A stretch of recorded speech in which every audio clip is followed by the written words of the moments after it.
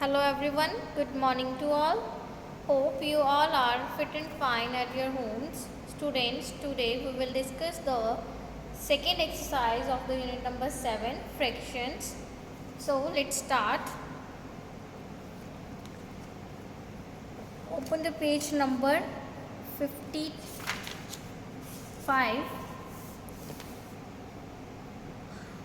Okay students. First topic is equivalent fractions. What are the equivalent fractions? Equivalent fractions कौन से होते हैं students?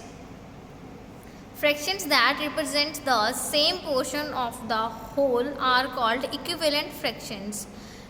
Like हमारे पास एक सर्कल में हमारे उसके टू पोर्शंस हैं, ठीक है. One is shaded and one is non shaded.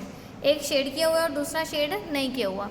तो स्टूडेंट्स हमारे पास इसके फ्रैक्शन क्या आ जाएगा 1/2. अगर हमने शेडेड का देखा तो वो भी 1/2, अनशेडेड का देखेंगे तो वो भी 1/2 आएगा. So these are called the equivalent. Clear. For example next में आपके पास क्या है, there are 6 portions. Total 6 portions are there. 3 are shaded and 3 are empty. So अगर हमने शेडेड पोर्शंस की यहाँ पे फ्रैक्शंस का देखनी है तो वो क्या होगी 3/6. अनशेडेड की भी क्या होगी 3/6. सो दोनों की फ्रैक्शन सेम आ रही है तो वो क्या होंगे equivalent fractions. Clear. If we multiply or divide the numerator and the denominator of a fraction by the same number other than 0, we get an equivalent fraction. Clear. अगर हम किसी भी नंबर को मल्टीप्लाई और डिवाइड कर रहे हैं means कि उसके फ्रैक्शन को कर रहे हैं न्यूमिनेटर और डिनोमिनेटर दोनों को, तो हमारे पास क्या आ जाएगी उसके इक्विवेलेंट फ्रैक्शंस आ जाएंगे. Clear students. And the next is comparing fractions. Comparing fractions हमने कंपेयर कैसे करना है स्टूडेंट्स. जैसे हमारे पास फ्रैक्शन गिवन है 3/8, 5/8, 7/8. तो डिनोमिनेटर अगर हमारे पास सेम है, डिनोमिनेटर तीनों में 8 है, तो हम just check the numerator. Numerator को चेक करेंगे. न्यूमिनेटर क्या है हमारे पास 3, 5, 7. तो जो न्यूमिनेटर में सबसे छोटा है मीन्स के 3, तो 3/8 इज़ द स्मॉलेस्ट फ्रैक्शन. उससे बड़ा कौन सा होगा 5/8 एंड देन 7/8. ठीक है. अगर हमारे पास डिनोमिनेटर जो है वो सेम है तो हमने न्यूमिनेटर को इंक्रीजिंग ऑर्डर में रख देना है, तो फ्रैक्शंस भी आपके वैसे ही आएंगे. Clear. And if the denominator are not same, ठीक है, अगर सभी फ्रैक्शंस में डिनोमिनेटर सेम नहीं है तो हम क्या करेंगे उनके डिनोमिनेटर्स का एलसीएम लेंगे. एलसीएम लेने के बाद उनके डिनोमिनेटर को जो एलसीएम आएगा उसके इक्वल लिखेंगे एंड देन मीन्स कि उनके हम इक्विवेलेंट फ्रैक्शंस बनाएंगे. तो उनको हम उनके डिनोमिनेटर सेम हो जाएगा, देन उन्हें हम इंक्रीजिंग ऑर्डर या डिक्रीजिंग ऑर्डर जिसमें भी लिखने होंगे कंपेयरिंग करके लिख देंगे. Clear. Among like fractions the one with the greatest numerator is the greatest. ठीक है. अगर लाइक फ्रैक्शंस है तो जिसका न्यूमिनेटर ग्रेटर है तो हमारा फ्रैक्शन भी वही ग्रेटेस्ट होगा. Among fractions whose numerators are equal, the one with the smallest denominator is the greatest. और अगर स्टूडेंट्स आपके पास क्या है न्यूमिनेटर सेम है बट डिनोमिनेटर डिफरेंट है, ठीक है, तो आपके पास ऑपोजिट होगा. क्या होगा न्यूमिनेटर में तो सेम है, डिनोमिनेटर में जो सबसे छोटा होगा वो वाला फ्रैक्शन सबसे बड़ा होगा. क्लियर. जिसका डिनोमिनेटर सबसे छोटा है smallest the denominator, greatest the fraction. Clear.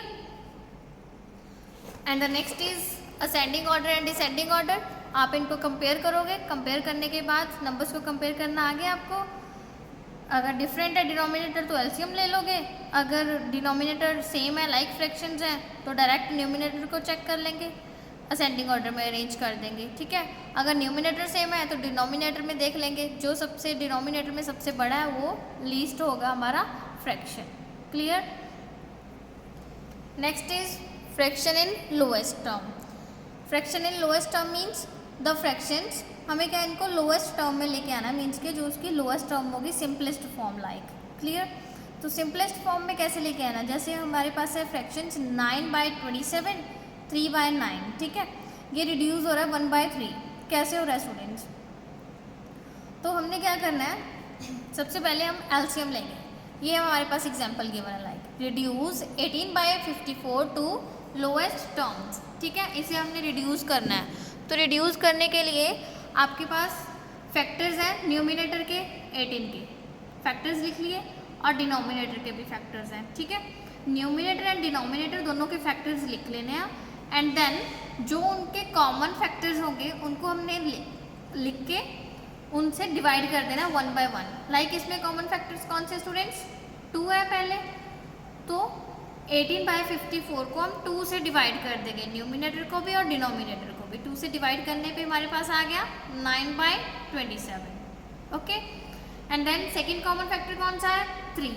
तो हम न्यूमिनेटर एंड डिनोमिनेटर दोनों को 3 से डिवाइड कर देंगे। क्लियर। नेक्स्ट हमारे पास कौन सा है और कॉमन फैक्टर, 9। 9 को भी हम 9 से भी हम क्या कर देंगे, दोनों को डिवाइड कर देंगे। जो भी मीन्स के जितने भी हमारे पास कॉमन फैक्टर्स हैं हम उनसे डिवाइड कर सकते हैं उनकी लोएस्ट फॉर्म तक जाने के लिए। जब हमने 3 से डिवाइड किया तो उनकी लोएस्ट फॉर्म आ गई, तो हमें आगे जाने की ज़रूरत नहीं है 9 पे। ठीक है, 3 से डिवाइड करने पे लोएस्ट फॉर्म आई 1/3।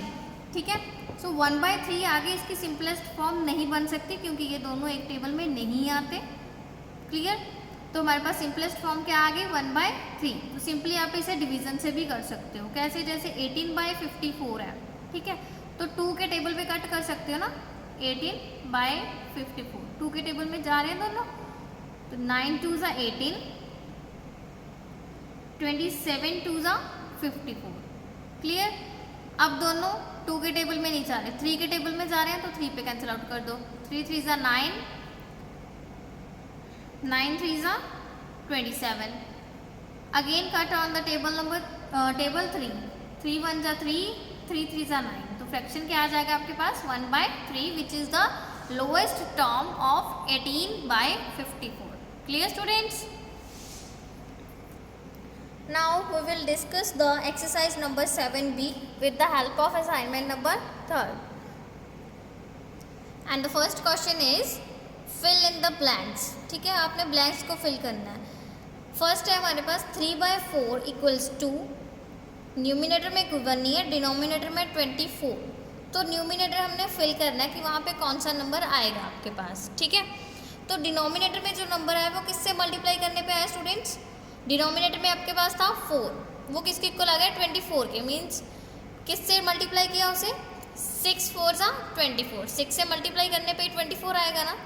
तो आपने जिस नंबर से डिनोमिनेटर में मल्टीप्लाई किया है उसी से आप न्यूमिनेटर में भी कर दो। 3 6 = 18, तो यहाँ पे आप 18 लिख दोगे। Clear students. इक्विवेलेंट फ्रैक्शंस आपने बना देने वहाँ पे, मीन्स उसकी लोएस्ट फॉर्म्स में जाने के लिए हम डिवाइड करते हैं ना, अगर हमने उसकी इक्विवेलेंट फ्रैक्शंस बनाएंगे तो मल्टीप्लाई कर देंगे। Use multiplication, second question is use multiplication to write 2 equivalent fractions of 2/5। ठीक है, मल्टीप्लिकेशन यूज़ करनी है, क्या लिखना है उसके, 2 इक्विवेलेंट फ्रैक्शंस 2/5 के। 2 इक्विवेलेंट फ्रैक्शंस लिखने हैं, तो 2/5 है, पहले आप इसे 2 से मल्टीप्लाई कर दो। ठीक है, 2 2 = 4, 5 2 = 10, देन 3 से मल्टीप्लाई कर दिया, 2 3 = 6, 5 3 = 15। Clear students. आपने ऐसे इनके इक्विवेलेंट फ्रैक्शंस लिख देने हैं जितने उन्होंने पूछे हुए हैं। सेम इसी मेथड से करने हैं सभी। Next is question number 3rd, right 2 equivalent fractions using division. अगर मल्टीप्लिकेशन बोला है तो आप उसे मल्टीप्लाई करके करोगे, अब डिवीजन बोला है तो आप इसे डिवाइड करोगे। ठीक है, तो डिवीजन में हम देखते हैं ये दोनों 2 पे कैंसिल आउट हो रहे हैं स्टूडेंट्स। अब लोएस्ट फॉर्म लिख रही है ना उसकी, तो ये 2 पे तो कैंसिल आउट नहीं हो रहे हैं, दोनों 3 पे जा रहे हैं ना, तो 3 पे कैंसिल आउट कर दो, 3 से डिवाइड कर दो। 18 / 3 इट बिकम्स 6, 27 / 3 इट बिकम्स 9। ठीक है, तो first equivalent fraction is 6/9। And the next के लिए आप क्या करोगे, ये आ गया आपके पास 6/9। ठीक है, अब आप इसे कर लोगे 9 से डिवाइड, दोनों 9 के टेबल पे जा रहे हैं, 9 पे डिवाइड कर लो। 18 को जब 9 से डिवाइड करोगे तो 18 / 9 is equals to 2, 9 2 = 18, 27 / 9 it becomes 3, 9 3 = 27. Clear students? So 6/9 and 2/3 are the two equivalent fractions using division of 18/27. Clear? And the question number 4 is change to like fractions. जो फ्रैक्शंस गिवन है हमारे पास, हमने उन्हें लाइक फ्रैक्शंस में convert करना है। तो firstly students हमने फ्रैक्शंस चेक करने हैं 2/3 एंड 3/5, ठीक है। तो फर्स्टली हम क्या करेंगे, दोनों के डिनोमिनेटर का हम एलसीएम लेंगे, एलसीएम ऑफ 3 एंड 5, ठीक है। एलसीएम 3 एंड 5 का आपके पास क्या आएगा, पहले 3 पे जाएगा देन 5 पे जाएगा, तो एलसीएम कितना आ गया, 5 3 जा 15, एलसीएम आ गया 15। तो अब आपने दोनों के डिनोमिनेटर में 15 बनाना है, ठीक है। 2/3 डिनोमिनेटर में है 3 को कितने से मल्टीप्लाई करोगे कि 15 आएगा, 5 से ना, 3 5 जा 15। सो न्यूमिनेटर को भी एंड डिनोमिनेटर को भी 5 से मल्टीप्लाई कर दोगे, 2 5 जा 10, 3 5 जा 15, 10/15, clear. And for the second fraction 3/5, 5 को कितने से मल्टीप्लाई करोगे कि 15 आएगा, 3 से करोगे ना, तो 3 5 3 जा 15 आ गया डिनोमिनेटर में, न्यूमिनेटर में है 3 हमारे पास, तो 3 3 जा 9, clear. So 10/15 and 9/15 are the required like fractions. जो हमें लाइक फ्रैक्शंस चाहिए थे, लाइक फ्रैक्शंस कौन से होते हैं स्टूडेंट्स, जिनका डिनोमिनेटर हमारे पास सेम होता है, वो लाइक फ्रैक्शंस होते हैं, ठीक है। तो हमारे पास ये दोनों अब लाइक फ्रैक्शंस बन गए, clear. Now come on the question number 5, are the fractions equivalent. Given fractions है, हमने चेक करना है कि वो इक्विवेलेंट हैं, मीन्स इक्वल हैं कि नहीं, ठीक है। तो उसके लिए आप क्या करोगे, जो फ्रैक्शंस गिवन है उनको लिख लो, 5/6 15/12 क्रॉस मल्टीप्लाई कर दोगे, ठीक है। 5 × 12 कितना आ गया आपके पास, 5 12 जा 60 and the other is 6 × 15, 6 × 15 is equals to 90। अब दोनों की प्रोडक्ट जो है वो हमारे पास डिफरेंट आ गया, as the products are not equal, product equal नहीं है, so the fractions are also not equivalent, clear. Same for the second part 3/4 and 12/16 cross multiply कर दोगे दोनों को, 3 × 16 is equals to 48, 4 × 12 is equals to 48, as the products are equal. अब दोनों की product जो है मल्टीप्लाई करने पे दोनों की इक्वल आई है हमारे पास, ठीक है। तो अगर प्रोडक्ट इक्वल है तो फ्रैक्शंस भी हमारे इक्वल हैं, as the products are equal then the fractions are also equal, clear students. Now come on the question number 6, fill in with greater than, less than और इक्वल टू, ठीक है। तो आपने देखना है फ्रैक्शंस गिवन है, check करना है, कंपेयर करना है, ग्रेटर है, लेसर है और इक्वल है। जैसे फर्स्ट है 7/9 और 6/9, दोनों का डिनोमिनेटर सेम है, न्यूमिनेटर डिफरेंट है, ठीक है। तो डिनोमिनेटर जब सेम होता है तो हम न्यूमिनेटर में चेक कर लेते हैं, जो न्यूमिनेटर में बड़ा डिजिट है वही हमारा फ्रैक्शन भी ग्रेटर होगा, clear. Greater is the numerator, greatest is the fraction, then 7/9 is greater than 6/9, clear. And in the 7th question 1/2 2/5, denominator and numerator both are different, clear. So we take the LCM, then compare it, convert into like fractions and then compare, then हमारे पास क्या आ जाएगा, 1/2 greater than 2/5, clear. See the C part of the, look the C part of the 7th question, 3/9 7/21, clear. तो students अगर हम इसे cancel out करेंगे, जैसे इसे सिंपलेस्ट फॉर्म में लिखना है, 3 1 जा 3, 3 3 जा 9, इसे लिखेंगे 7 1 जा 7, 7 3 जा 21, सो 1/3 इज इक्वल्स टू 1/3, क्लियर। तो ये दोनों इक्वल हो जाएंगे, okay. And the 9th question is right in descending order. Descending order के लिए सेम हमने कंपैरिजन करना है। फर्स्ट क्वेश्चन में डिनोमिनेटर सेम है, इसे ओपन कर लेंगे, ओपन करने पे आ रहा है हमारे पास 9 1 जा 9 + 4 13, 13/9, डिसेंडिंग में लिखना है। तो डिनोमिनेटर सेम है, न्यूमिनेटर में सबसे बड़ा 13 ही है, तो ये सबसे ग्रेटेस्ट होगा, उससे स्मॉलेस्ट 8/9, देन 7/9, 6/9, 2/9, क्लियर स्टूडेंट्स। तो आपने ऐसे डिसेंडिंग ऑर्डर लिख देना है।